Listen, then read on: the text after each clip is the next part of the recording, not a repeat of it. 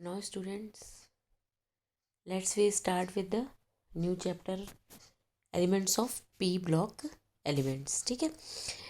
It is a lecture 1 and content is introduction, elements of group 13, physical properties, chemical properties, anomalous behavior of boron.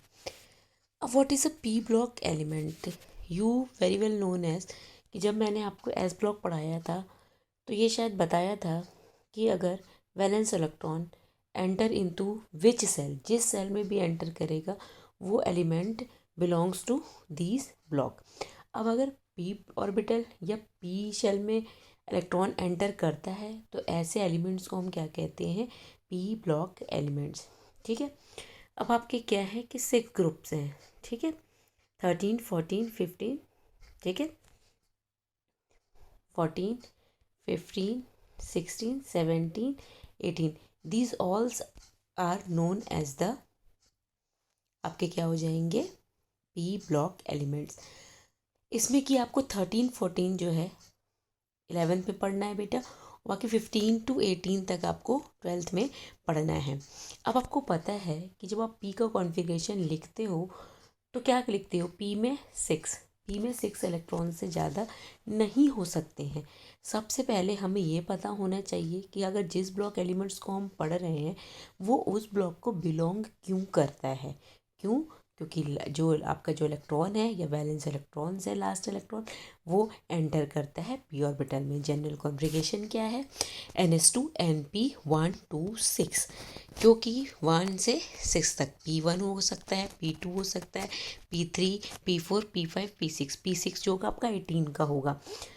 अब क्या है कि आपका accept helium का क्या आपके पास है? उसका एटॉमिक नंबर 2 ही है. तो ये सिर्फ पी ब्लॉक का हीलियम ऐसा एलिमेंट है, इनर्ट गैस है. ये आप पढ़ोगे कि इसमें ही क्या होता है कि आपके पास जो होते हैं वैलेंस कॉन्फ़िगरेशन ये नहीं होता है. बाकी सबका आपका जनरल कॉन्फ़िगरेशन क्या होता है? NS2 NP1 to 6 तक. 2 हीलियम 4 है आपका ये. अब ये देखिए पी ब्लॉक एलिमेंट्स हैं. ये आपकी बोरॉन फैमिली है. This is carbon family. This is nitrogen family. This is oxygen family. This is halogens and this is noble gases और इनर्ट गैसेस. ये आगे आपको 12th में पढ़ोगे कि हम इन्हें नोबल गैस क्यों कहते हैं. अब आपका ग्रुप 13 है तो इसमें कौन कौन से एलिमेंट है? इसका कोड है बाल गए. ठीक है. बाल गए इनका तिमोदी. ठीक है. ये इसका कोड वर्ड है. फिर काम से गए संजय पांडे. ना पकड़ो ऐसे सबकी बिल्ली. ठीक है. उससे तो पूछो. ठीक है. फोक्लोरो ब्रोमीन आयोडीन टाइटेनियम और helium neon organ krypton xenon and radon ये आपकी इनर्ट गैसेस है. अब अगर आप क्या करोगे? कॉन्फ़िगरेशन देखोगे. ये 13 to 18 है. मैं बात करती हूँ बोरॉन की तो बोरॉन का 5 होता है. 1s2 2s2 2p1. 2p1 मैंने कहा ना जनरल कॉन्फ़िगरेशन क्या है? NS2 से बेटा NP1 to 6. अगर 13 का है तो P1, ये P14, P2, P3, P4, P5 and P6. मैंने ये आपको बता दिया कि 13, 14 आपको अभी 11th में पढ़ना है. बोरॉन, एल्यूमिनियम, गैलियम, इंडियम, ट्यूरियम ये आपके क्या हैं? 13 ग्रुप के एलिमेंट्स हैं. ठीक है. Boron family, carbon family, nitrogen family, oxygen family, halogens and this is called noble gases. अब मैं बात करती हूँ ग्रुप 13 की. ये क्या है आपके? बोरॉन, एल्युमिनियम, गैलियम, इंडियम और थैलियम. ठीक है. ये आपके क्या हैं? 13 ग्रुप एलिमेंट्स हैं जिसमें कि आपका जो बोरॉन होता है ये बिलोंग करता है आपका non metals. This is non metals, this is metalloids and these are क्या है? मेटल्स. ठीक है. Metals, metalloids and non metals. Boron is a क्या है आपका? Non metal. ठीक है. क्योंकि क्या है और बोरॉन को क्या होगा? आप लिखोगे तो इलेक्ट्रॉन डेफिशिएंट है. डेफिशिएंट का मतलब इस पास इलेक्ट्रॉन की कमी है.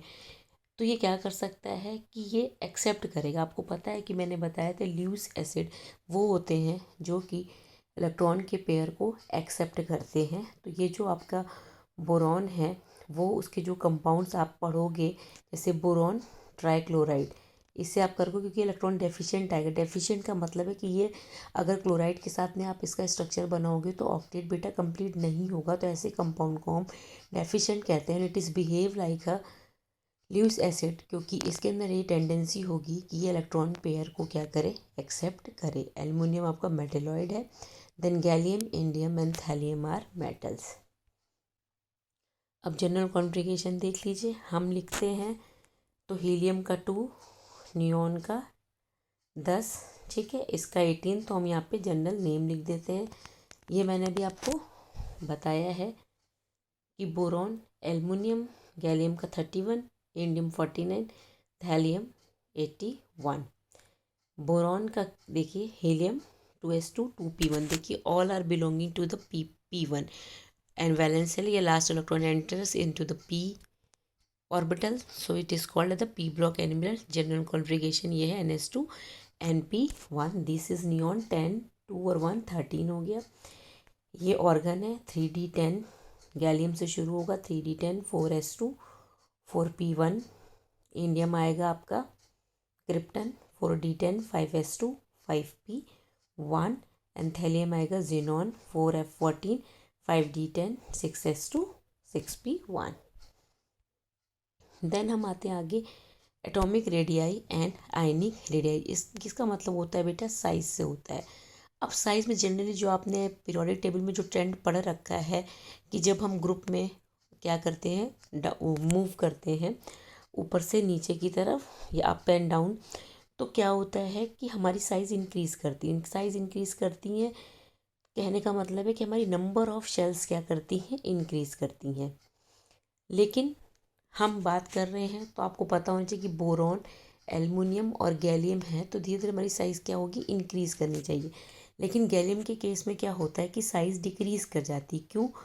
क्योंकि क्या होता है कि गैलियम से ही आपका डी ऑर्बिटल शुरू होता है। डी ऑर्बिटल स्टार्ट होता है। डी ऑर्बिटल स्टार्ट होने की वजह से जो उसका न्यूक्लियस के साथ अट्रैक्शन होता है, जो उसका न्यूक्लियस के साथ अट्रैक्शन होता है वो उसको स्क्रीन नहीं कर पाता है।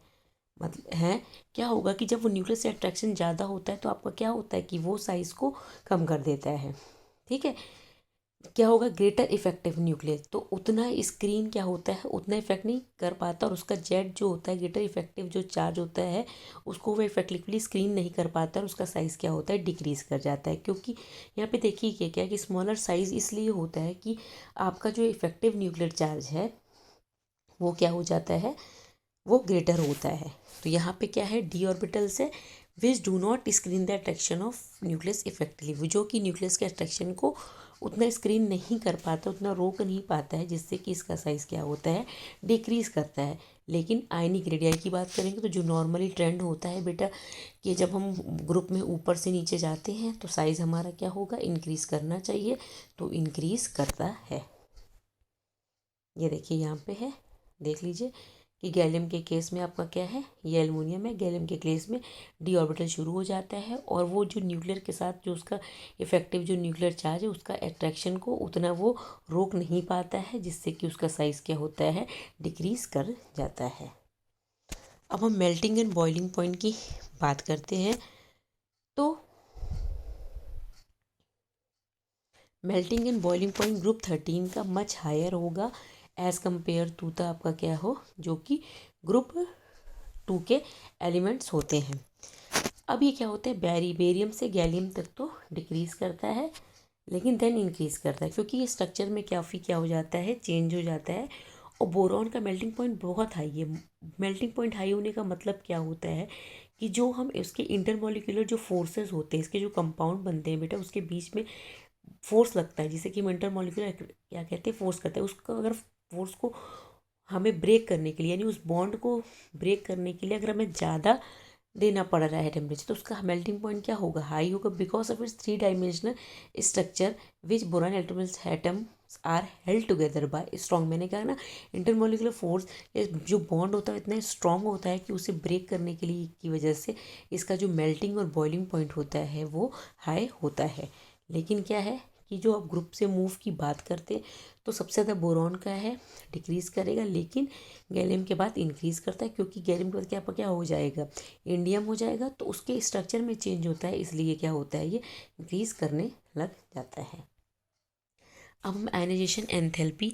आयनाइजेशन एंथैल्पी बेटा क्या है कि हमें इलेक्ट्रॉन को क्या है, गैसेस किसी के भी एटम से निकालने के लिए जितनी हमें एनर्जी चाहिए वो उसकी क्या होती है, उस इलेक्ट्रॉन को निकालना के लिए जो भी हमें एनर्जी चाहिए वो आपकी क्या होती है, आयनाइजेशन एनर्जी।